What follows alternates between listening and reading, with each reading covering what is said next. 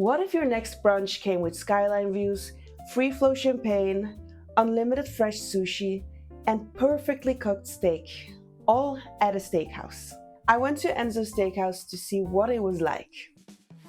Hi guys, I'm Anya and I review restaurants around the world. From some of the best fine dining restaurants to places that really stand out for their food and overall experience. Today I'm taking you to ENSO Steakhouse in Singapore, but instead of their regular menu, we're here for their brunch, which they only introduced a few weeks ago. ENSO Steakhouse is located on the 38th floor of CapitaGreen, right in the financial district, not far from Marina Bay. It's one of the venues within C.O.T.U, which stands for Center of the Universe, a multi-venue lifestyle concept consisting of several dining and nightlife spaces.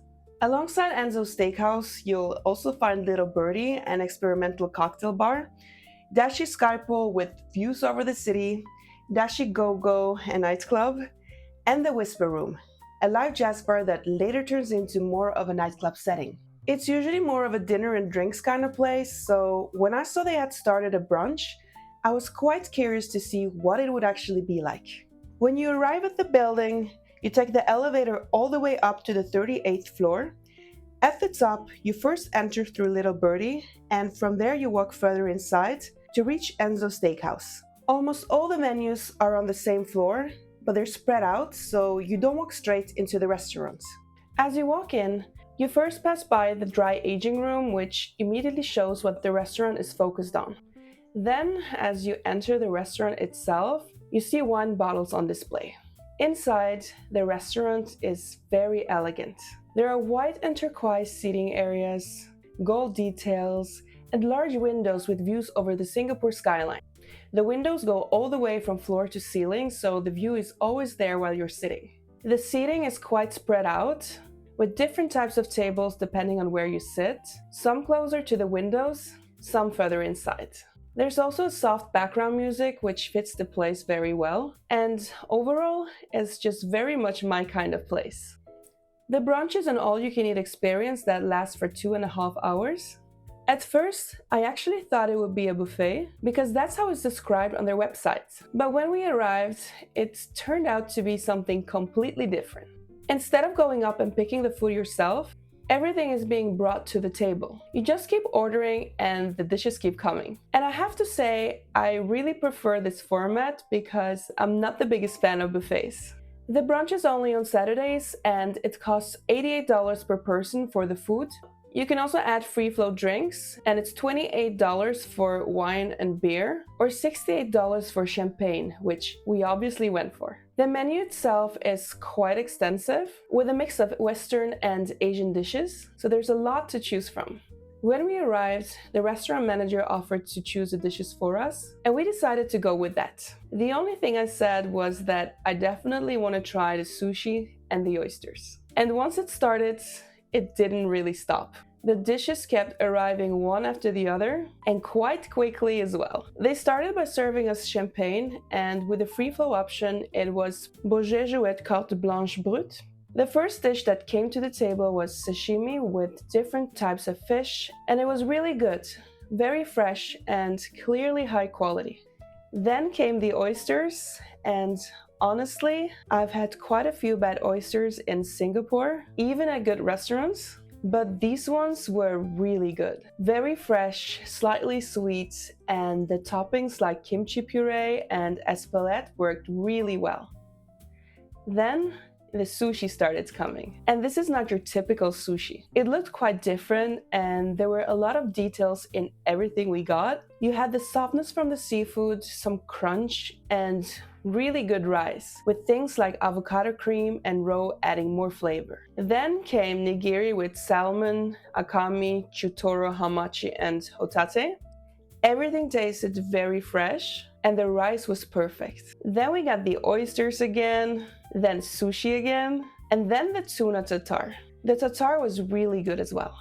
Next came the Catalan seafood stew. This was a saffron potato broth with shrimps and other seafoods. The flavors were really good, but some freshly ground pepper at the end would have made it even better.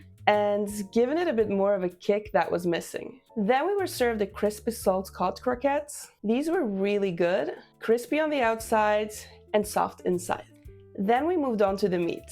We were served 2 cuts, an F1 Wagyu Petit Tender and an Angus Picanha, which was exactly what we wanted to compare, so it was nice that we got both. We asked for some red wine to try with the beef, and this was actually a really good red wine as well, especially with the meat. The picanha was extremely good, really full of flavor and very well cooked. Next came the crispy fried octopus with potato cream and smoked paprika. It was very soft inside and crispy on the outside, exactly how it should be. Then we were served the bok choy raga mafalda pasta, cooked al dente just how I like it, and the flavors were incredible. Then we got even more beef, this time the bavette, and it was easy to tell that's what it was when we were asked. If I had to rank the cuts, I would put the picanha first, the bavette second, and the wagyu last. Then came the truffle cacio e pepe ravioli. This one was incredibly rich and full of flavor, and honestly one of my favorite dishes from the whole meal. It's actually a shame that I didn't get to try this earlier, because in the meantime we were also getting more sashimi and even more sushi, so at this point we were extremely full. We didn't even make it to dessert, but since we're not really dessert people, it was completely fine.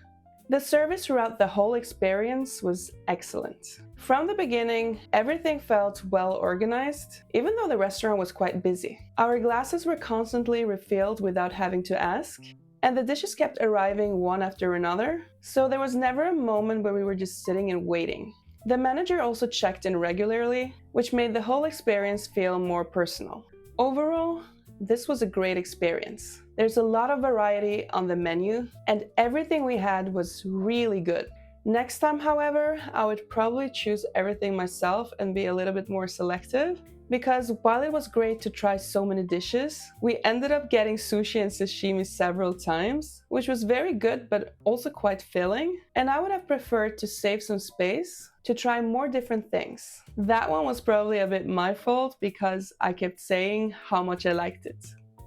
But aside from that, everything was perfect. The champagne added a lot to the experience, the setting is beautiful, and the whole thing feels quite special. And looking back at it, I think this might actually have been the best brunch I've ever been to. For a place like this, especially in Singapore, for the quality and everything you get, you're getting really good value for the price. And that's it for this episode.